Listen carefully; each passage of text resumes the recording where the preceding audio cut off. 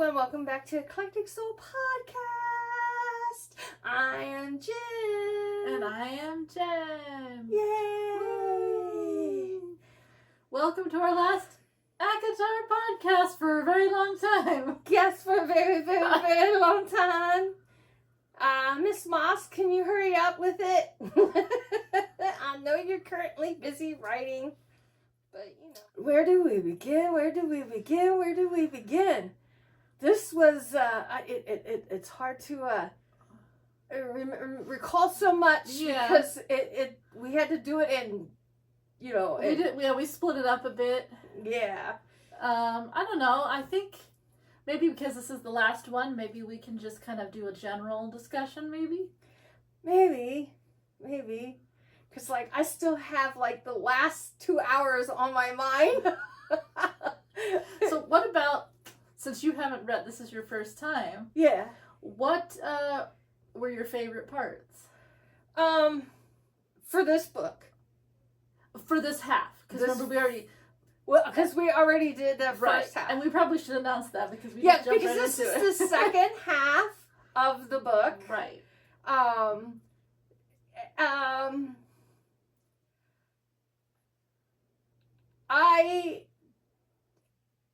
First off, I am proud of Nesta. I'm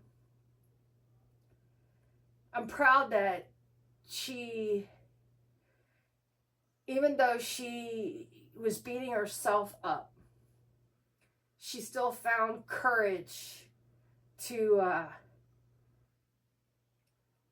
go to work at the library, train with Cassian, and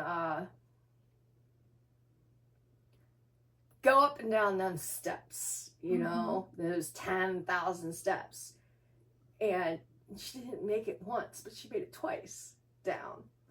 Uh-huh. And, and all the other stuff that she beat herself up on, the emotional roller coaster ride she went through, knowing that she was growing instead of retreating. Mm-hmm. And how the house became to really like her. And knew that she had a darkness about herself.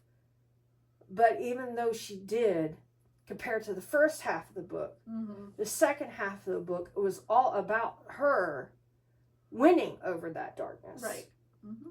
And just seeing her not only having the courage for herself, but then taking it a step further and helping the girls in the library.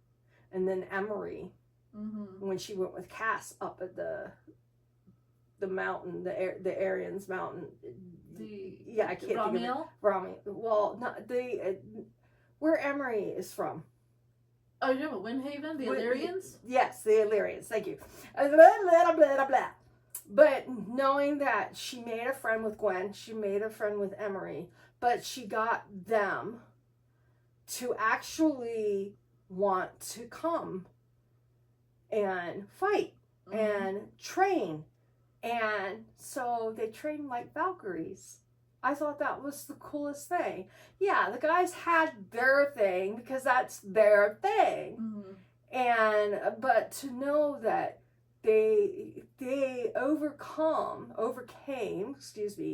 their grievances, their sorrows, their darkest secrets with the three of them and becoming their form of Valkyrie. But needless to say, though, yeah, I'm proud of Nesta. I didn't like Nesta at mm-hmm. all. Like, from the very beginning, I did not like Nesta. I mean, she definitely redeems herself. Yes, she does. She does. And I think that's, one of the reasons why you kind of forgive her. Yeah. Because she is trying. There's, she's making an effort, and she really does redeem herself at the end there. Yeah. And she was, when she started putting the effort in, I was like, okay, that's it. That's a girl. That's what you do, Mm-hmm. And I didn't care if anyone else saw her effort. she had to see her effort. Well, yeah. You know, in the beginning. She had to know that what she was doing was good enough for her in that moment, because she still felt like, you know, crap about the things that she'd done. She started talking about it, even if it was just talking to herself, you know, and going through her thought process. She knew where she messed up. But I was just intrigued with her. I was intrigued to how the girls, you know, came about, and then they started doing the Valkyrie breathing techniques and stuff. And, you know, that's all a form of meditation. It's all a form of aligning the mindset with, you know, remembering to breathe, remembering don't let things affect you. You know, you have to let it flow like water through you. You just have to let it go. Let it come in, acknowledge it, and then let it get going. Don't hold on to it, because when you hold on to it, it festers. When it festers, you're in trouble. Them love scenes, whoo, between her and Cassian. I warned you about that book way in advance. I'm like, holy hell's balls. If my face could have stayed 5 shades red the whole time, it would have, because we're in the car and we're both like staring out the windows, and I was like, I'm glad this car has sensors that tells you to hit your brakes and stuff, because half the time we couldn't look at each other because we listen to this when we're riding around and we're out shopping and stuff, and it's like, oh my god. Well,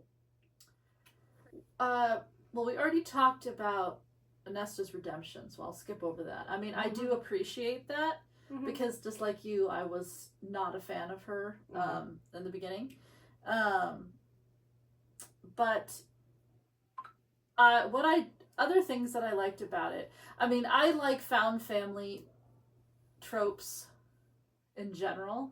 That's what I liked about the other part of the series a lot too.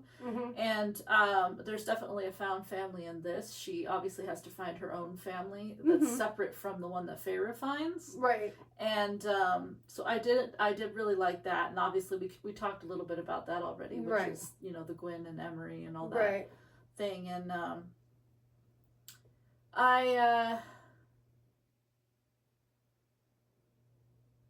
gosh, where do I begin? It's one of those books where I think you appreciate it more after the fact. At least for me, I did. Because it is very different from the rest of the series. It is. I noticed that very much so. Well, you know, when we first started it, I was like, well, it's written in a different perspective. It is definitely. And I know, said from third person. Right, and the Court of Frost and Starlight, it's supposed to kind of get you used to that perspective a little bit, right? It jumps to different perspectives throughout that. But there's almost a sense, like when I first read it, because I read them like boom, boom, boom, boom, boom, back to back. Right. It almost felt like I was actually kind of sad to leave Feyre's perspective. So it took a little while for me to get into it. So I think I appreciated it more after I had finished the book. But I think I appreciated it more because I finally was able to see kind of like a payout. Right. You know what I mean? Because when you start out with, you know, where Nesta hasn't, you know, really shown, you know, any, I wouldn't say any redeeming qualities. I mean, obviously she does have some, but you know, when you're already kind of sad because you're kind of moving away in a different direction in the story, and it's because of her character, you kind of feel cheated in a way. At least that's how I felt. And so at least when you get to the end of it, you feel like she's, you know, kind of matched the other characters, because you know all the other characters in the series are all like, they all have their own trauma and stuff, but they all, you kind of like respect them all kind of equally. And I think by the end of this book, she kind of is with everyone else now. Right. It's like she earned her respect. Right. And it's not that she had their respect because in the beginning, because she was Feyre's sister. Mm-hmm. Right. But she lost it. Yeah.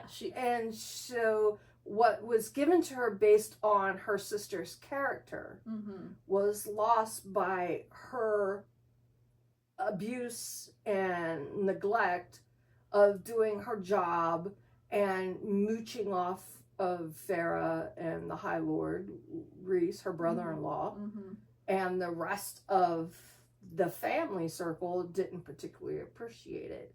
And the only one friend she did have at that time, Amren, turned her back on her because of the way she was behaving. I also think it did help too that when you do third person, you're able to jump to different people, so it wasn't completely always Nesta. Right. So you did get to every once in a while, like, just maybe here and there see other people, and obviously you get to see Cassian quite a bit in it as well. So that was good, because I think if it was first person Nesta, I think it would have been really tough to get through. Right. Because I know I'm not alone. Right. When it comes to, I mean, obviously there are people who love Nesta now, right? Right. But I know I wasn't alone in my belief. If it was first person like Feyre, books were, in the first three anyway, I'd be like, I don't want to listen to this, no, because to me, Nesta was a bitch. Yeah. She was unworthy. Right. And she did think a lot of really nasty things about a lot of people, too. So, I don't know. That would have been really tough. Really tough. So I do think, doing it in third person that way did make it a lot easier. And then you also got to see other people's perspectives as well. Right. So I did like that. And I also liked how the book did show a different type of romance as well. Because when you follow Feyre and Rhys, their romance is very, very different, right? Yes. It's, they start out as enemies. Or frenemies. Enemies and then frenemies, right? And then they're friends, right? And then they, and it's more of this kind of romantic kind of thing. And they don't have any sex. They don't have, it's very like slow burn, like all the way, right? It is. And it's definitely more romantic. The energy is more romantic. Yes. Where in this, because Nesta isn't really that kind of a person, and she's, in the beginning sleeping around with all those people. That's how she deals with a lot of her issues. Well, but, I liked the fact that it was different. Yeah. That it matched her energy. Yes. Because I think Eris's character. We've like him We've talked about this before, but I do feel like his character is going to play a bigger role in the next book. Him and Tamlin are at the bottom of the fishing pool for me. I think that Eris is a lot like Rhys. I think that he has to play a role, but I don't think he is as nice as Rhys is deep down. I don't think that. No. But I don't think he is as bad as he appears to be. Well, he's definitely not going to be marrying Nesta because Nesta is already married. Yeah, at least right now. But we've talked about the theory. There's so many theories. Oh, come on. If she's getting married to Cassian, and so that was like my favorite part. When she finally said, when she's beating that brute's ass, and she knew that she was going to have a hard time, but she did her best. Yeah. Because he didn't fight at all while his buddies were being killed off by her. Mm-hmm. So she used up all her energy she had killing all of them while her two friends were going up the rest of the mountain to, win this thing. And, she just throws the line back, well, my mate taught me well. And when she said that, and like the mountain shook and everything, it's like, oh, she finally admits it. She finally fucking admits it. It's like, really? It took you how many fucking books? How far into this book?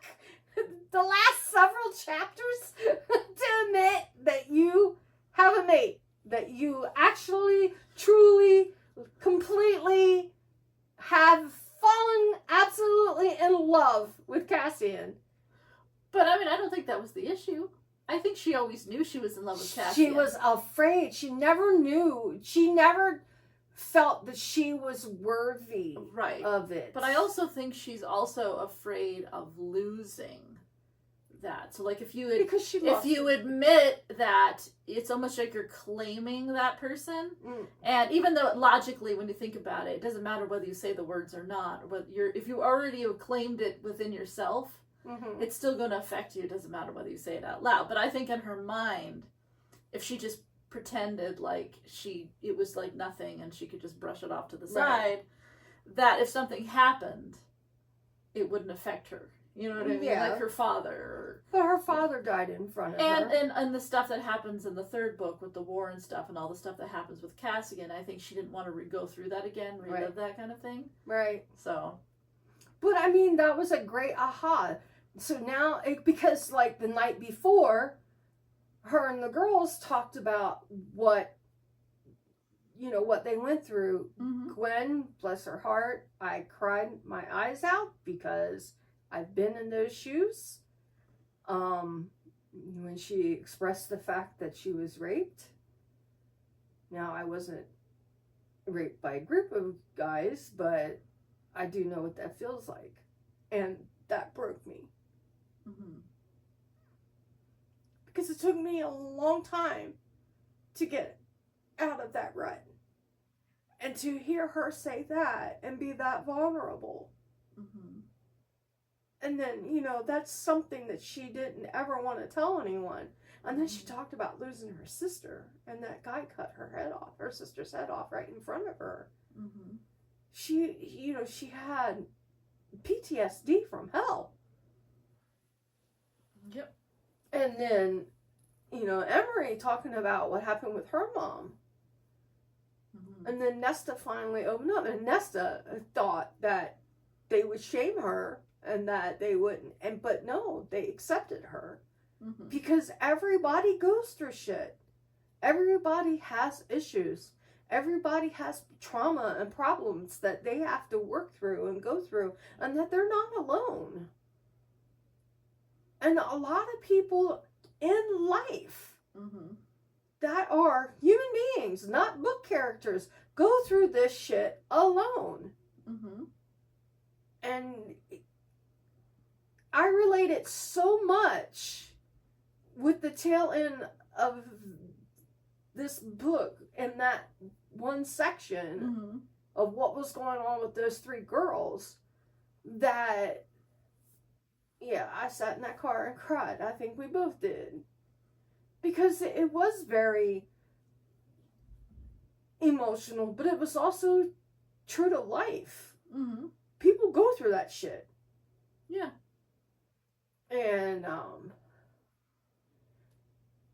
so knowing that they were trying to get up the mountain, so like I'm already at that mountain. And of course, when I'm sitting there and listening to them as they're going up that mountain, I got one girl singing in my head, climbing up this mountain. And I'm going, oh yeah, boom, boom. But then when Gwen and Nesta tumbled back down because Nesta's knee gave out, and she asked Emery to take her up there, and she knocked Gwen out with a pinch. Just a certain spot.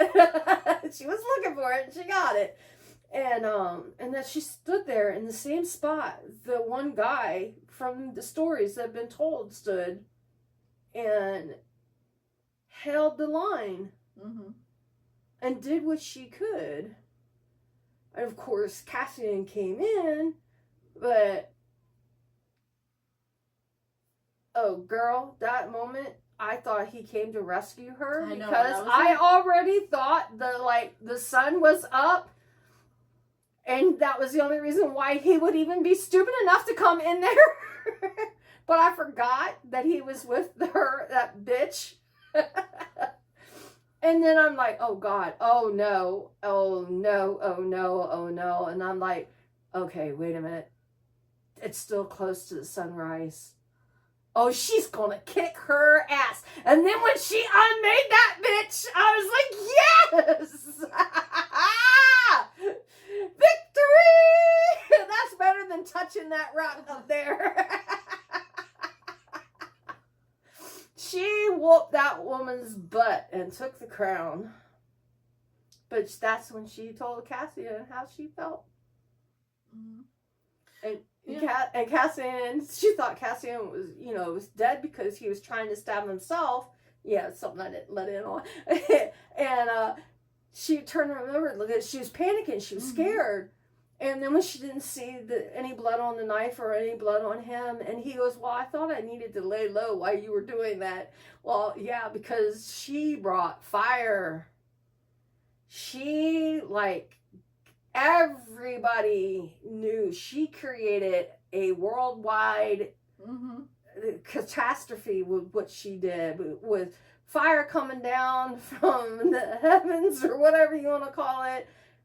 Shook glasses and stuff off of people's shelves in their home in Valeris.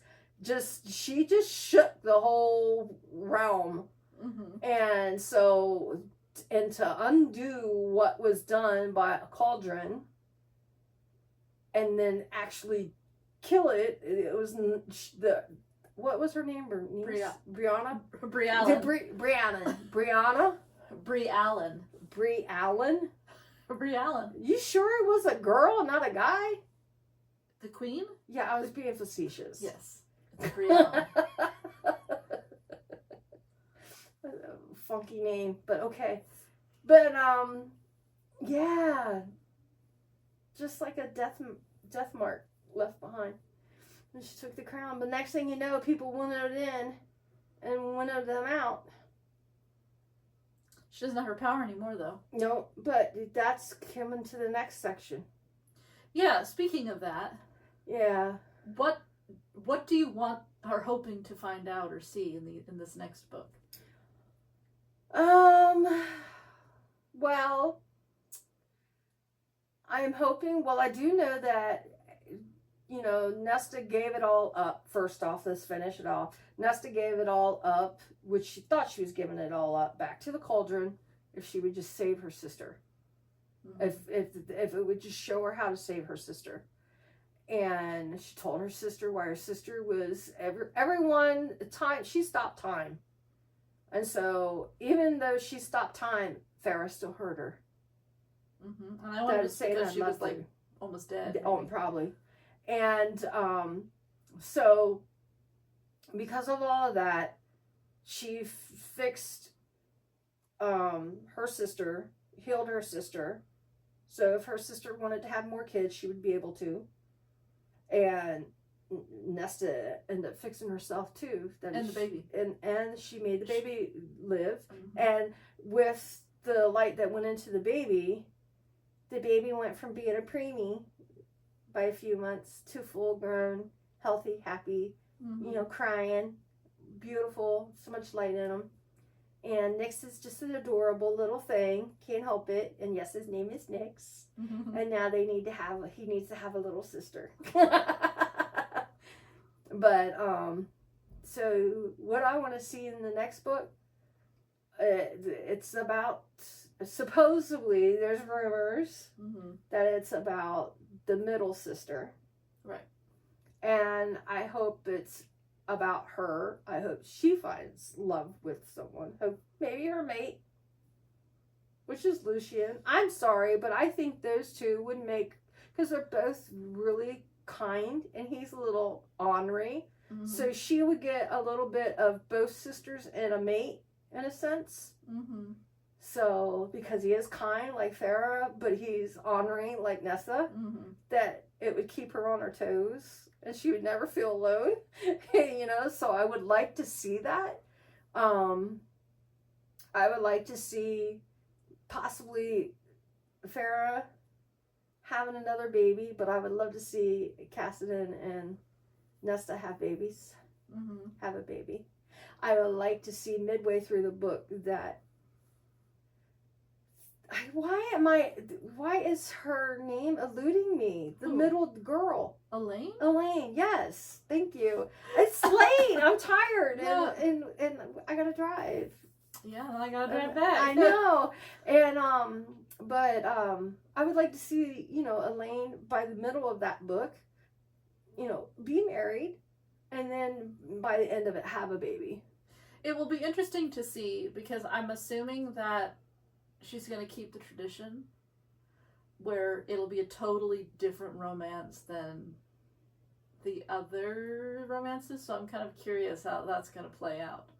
Well, considering the way that Reese's and Farrah's was, and then how these two, Cassian and Nesta, went through, both Elaine and Lucian are shy as shit. So maybe the coyness of the two will finally, just maybe a brush of the hand would ignite or something, you know?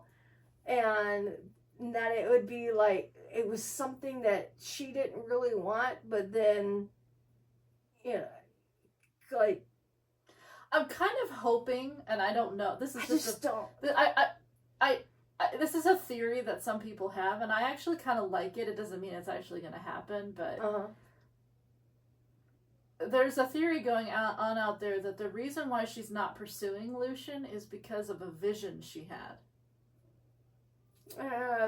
Visions. She's had visions about everybody. Yeah, I know, but because, you know, it kind of gives an explanation as to why she's like really not interested in him at this point, right? Well, she can hang it up because it ain't gonna be with the other bat boy because I want him with Gwen. Yeah, well, you have to be careful who you say that to. I don't care who I'm saying it to. Everybody people get into arguments. People are entitled to their opinions, and opinions are like assholes, and we all got one. I'm just saying. And hey, I agree with you, so I'm not arguing, right? I would prefer her to be with Lucian as well, only because I really think Lucian deserves to finally get happiness.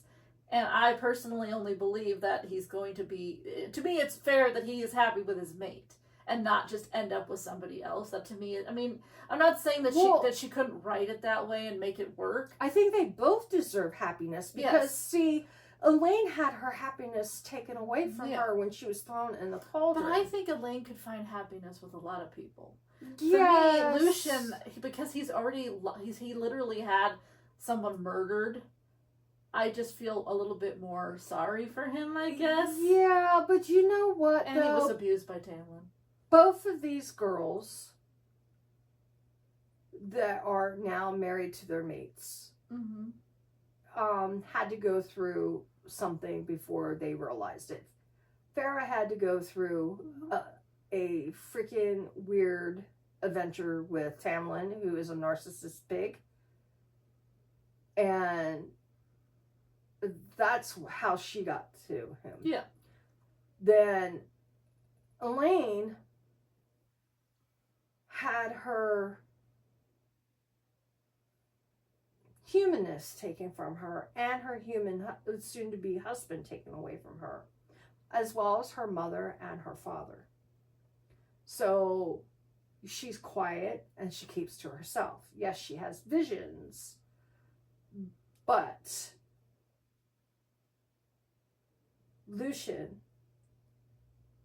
has lost his mother in a sense. He only gets to see his mother when they see each other outside of summer court or whatever, that autumn court. His fake dad is a real asshole. Yeah. His brothers are assholes. His real father just learned, I guess, that it is his son, but he doesn't or doesn't know it's his son. And Lucian, at least as far as we know. I mean, we don't know. We don't think Helion knows. But... So if he doesn't know, and then here, Lucian doesn't know his real father, and Elaine could fucking tell him that. Now, I think Baron knows, which is why he treats him like crap, and I know Eris knows, but I don't think Helion knows. Well, I would like to see in that book. That's why I would like to see Elaine and him get together. And I agree. And I think it also would make it... I think it would give Lucian more... You know what I mean? Because as of right now, like, he's kind of a side character. And I think if he was given, like, more of a role in the next book with Elaine's book, it would, you know what I mean? It would bring him more in the forefront. I'm not saying that, obviously, I like Asriel. And I know that's the other candidate right now for people, right? Because we do know that Elaine is interested in it. And so, but I just, personally for me, I think Asriel is just... It would never happen because the other two Bat Boys won't let it. Well, that's true, and a lot of people are angry about that. I personally am not angry about that, but I just don't see it. First of all, it just seems a little silly for her to have all the three sisters all be with the Bat Boys. I just think that that's not very original. No, it's not. And also, if now that you've finished the book now, Nesta did not change Elaine's anatomy. No, she did not. So to me, that's a hint saying that's not going to happen. No. And I think the only reason that she didn't is because I also believe that Nesta, with her powers before she gave them up, because she had a lot of powers from that cauldron, that unbeknownst to her, she could see things too. And just never said anything. Well, I don't know. Maybe. It's just my vibe. Personally, I think it's just because I don't think Nesta even considered her Elaine being with Asriel. That's just not even anything that even popped into her head. Why would she do that? But the way that Gwen described how Asriel came to her rescue, and before she would even get up off the table, he took his cloak off and wrapped her up in it. That probably is the only reason why she wasn't offended with him being there with Cass, teaching the other girls. Yeah. Because if you have just gone through what she went through, and then another man that you did not know takes off an article of clothing to cover you up so no one else would see you, you know you could trust that person. You know that person is very kind. Right. That they are very understanding. And so, in the way that she said it about Asriel, there was just something in it. Yeah. I kind of went that way. Her eyes are so beautiful. From what I've seen with the people's artwork, they've really done it justice. That I strongly believe, because you have a girl who really can't wear the stuff because she feels she's not, you know, she can't herself put the hood up, and she can't herself wear that thing that everyone wears that's a priest in there, because she feels like she did not earn those. Right. Because she's not pure. Because she's been touched. And then the only man that's ever seen her naked and never touched her was Az. And knowing his story,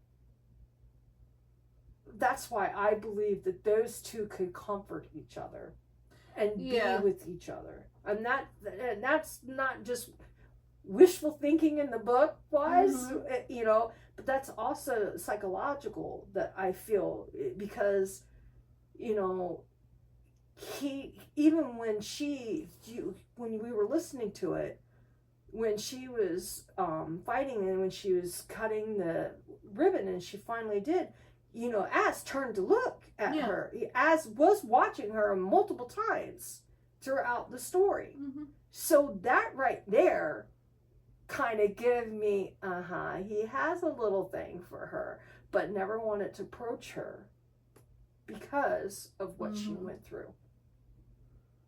So it will take her saying something to him or them bumping into each other at a particular time, and because they're alone, actually maybe talking, like him going, how are you doing?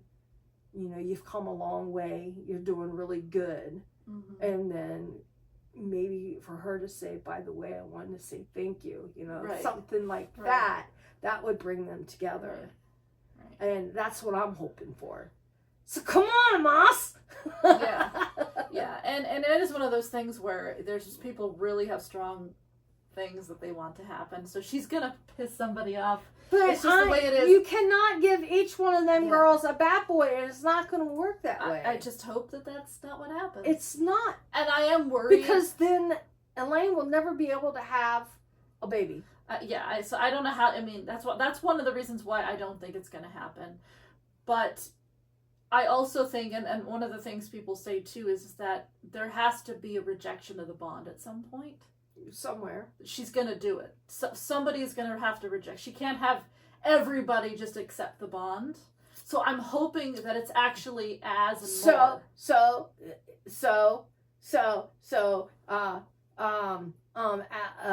Az and Moore will definitely rebuke. See, I really do think that they are mates. More, I think they are mates, and I think Moore is going to say, nope, don't want it, because Moore, I think, has got a little thing burning inside of her, but Emery's got a little thing flaming for Moore, too, so, I think that might happen. So? Later on down. Yeah. So yeah. Maybe it'll be a novella. Novella, yeah. So, like, after Elaine's book, then a novella would come, and, like, Az will be with Gwen, and Moore and Emery will be together. And it'll be, like, the celebration of their unions.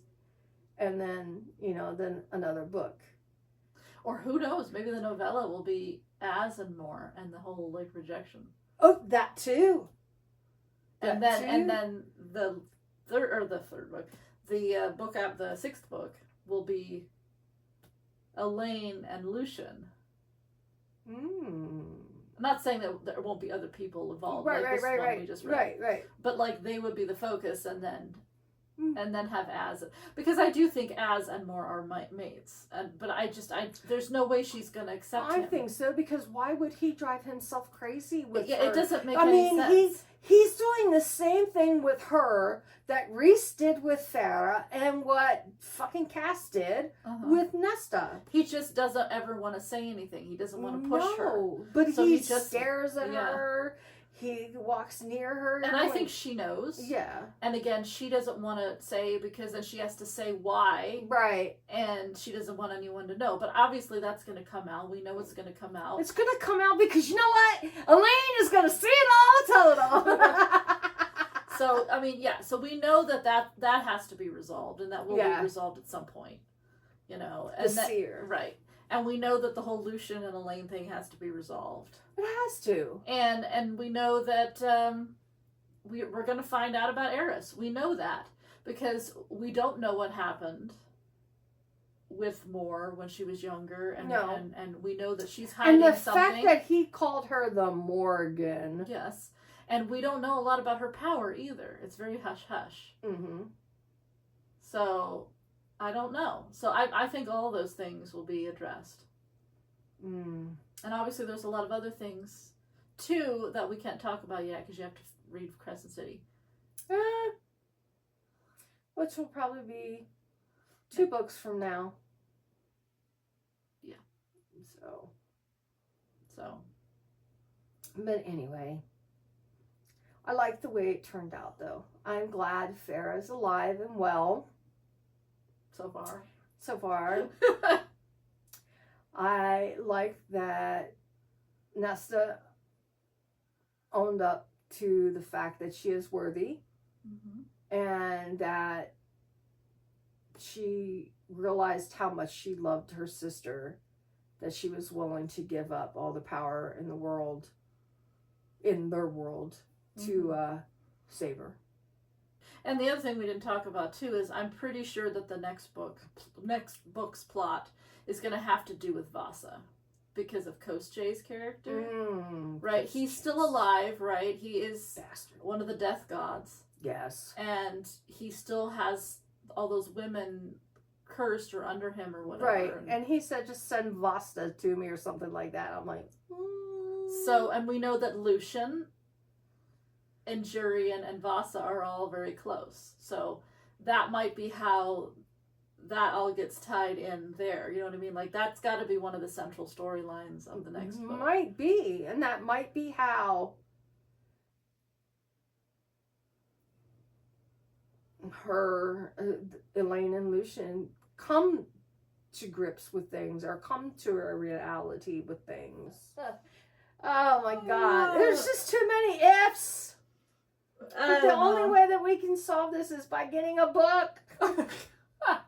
Which is not going to happen for a while. So no. we should really wrap this up. We should, shouldn't we? Oh my God, we should. Yeah, so we're going to wrap this up. Thank you, everyone. And thank you for listening to us babble about this book. It was really good. Really good. I must admit, this was an excellent, excellent, excellent book series. I can't wait for the next book. And stay tuned. We are going to do a new book next month. We're going to start it. We're doing Fourth Wing. Fourth Wing, which is very popular this year.